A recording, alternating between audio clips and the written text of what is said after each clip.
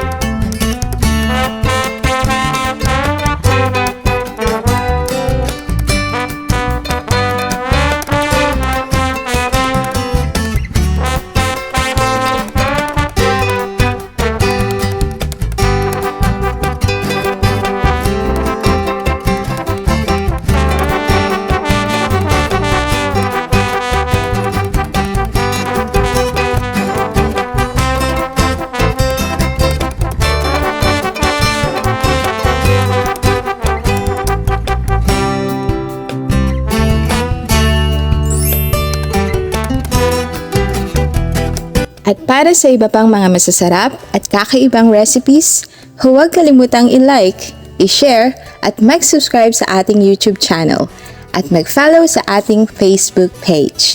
See you po on our next delightful recipes!